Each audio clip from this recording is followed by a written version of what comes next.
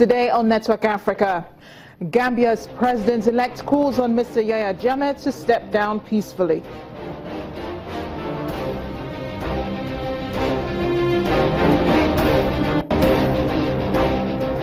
Egypt's President Fattah al-Sisi set to pick a new chairman and members of a new leader council.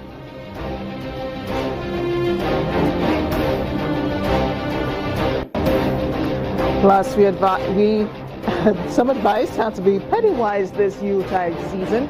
Let's begin Network Africa.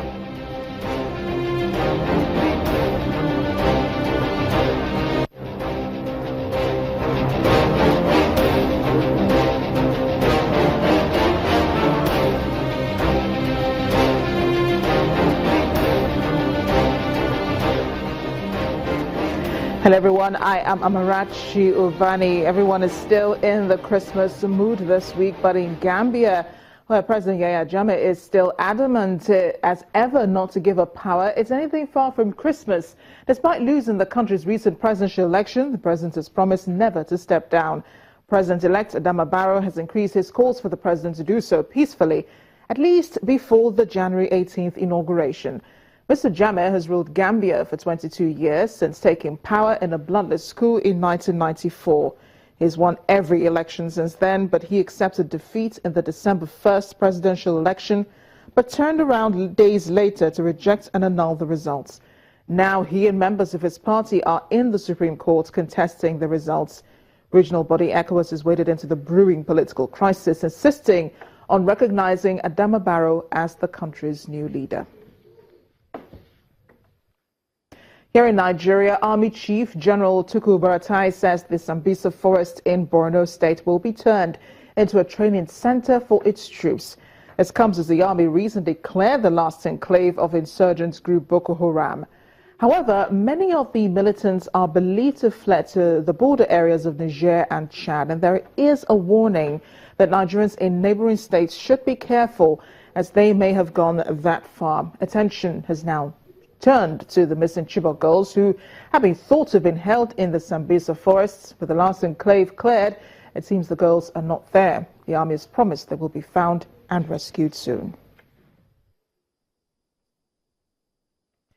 Meanwhile, the Nigerian Navy has been reviewing its performance in the year 2016. The Chief of Naval Staff says the year in review witnessed a drastic reduction in maritime crimes, especially illegal bunkering, crude oil theft and piracy, which were before now prevalent on the nation's waters.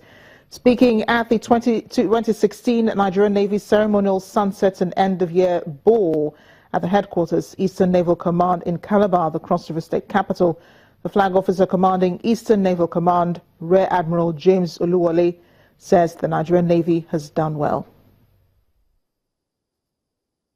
Since the establishment of the Nigerian Navy in 1956, the story has been that of determined forward leap in spite of the numerous challenges and evolving security and political environment. The Nigerian Navy over the years creditably accounted for itself in ensuring the maritime security as well as maintaining national stability in the sub-region. To sustain the collaborative effort in the sub-region, the Nigerian Navy must improve on its fighting capability and operational effectiveness.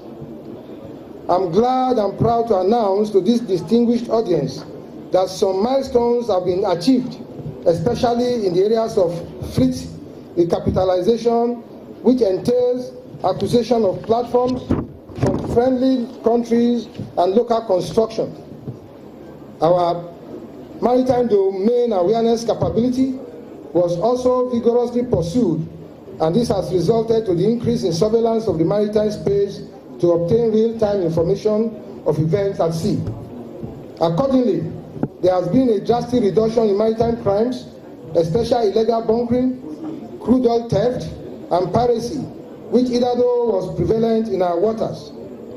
This facility is undoubtedly one of the best in the sub-region, and I consider it key to our timely and accurate response to illegalities in the maritime environment. Let's turn to Libya now, where forces loyal to Libya's eastern government said they had carried out an airstrike against opponents in the central Jufa region on Monday. Spokesperson for the eastern-based Libyan National Army said the strike had targeted a camp used by the Benghazi Defense Brigade, a force that the LNA has previously clashed with. The LNA and the BDB are on opposite sides of a conflict in which two loose and shifting alliances have battled for power in Libya since 2014, aligning themselves with rival governments in Tripoli and in the east. In recent months, the LNA, led by Field Marshal Khalifa Haftar, has made military gains in Benghazi and Libya's Oil Crescent region, provoking several attempted counterattacks by his rivals. Violence continues in the Democratic Republic of Congo, where 34 people were reportedly killed east of the country. Those on the ground say attacks have surged across the country in the past week alongside violent protests over President Joseph Kabila's failure to step down at the end of his constitutional mandate on Tuesday. While it is not clear that all the violence is related, analysts fear political instability over Kabila's tenure as stoking localized conflicts by creating security vacuums. One local activist said an ethnic Nande militia killed at least 13 Hutu civilians on Sunday in the eastern town of Nyanzale with guns and machetes in an apparent revenge attack for the deaths of Nande civilians last week. The army says 21 civilians and 4 militiamen were killed on Saturday in attacks near the city of Beni, 300 kilometers north of Nyanzale. We're in Egypt, where President Abdel Fattah al-Sisi is set to decide on a new chairman and members of a newly set up media council in the country under a law that was passed on Monday. This law, approved by Parliament and signed into law by Mr. al-Sisi, creates a so-called Supreme Council for the Administration of the Media, whose chairman will be picked by President al-Sisi and whose remaining members will be appointed by him based on nominations from various bodies, including the judiciary and parliament.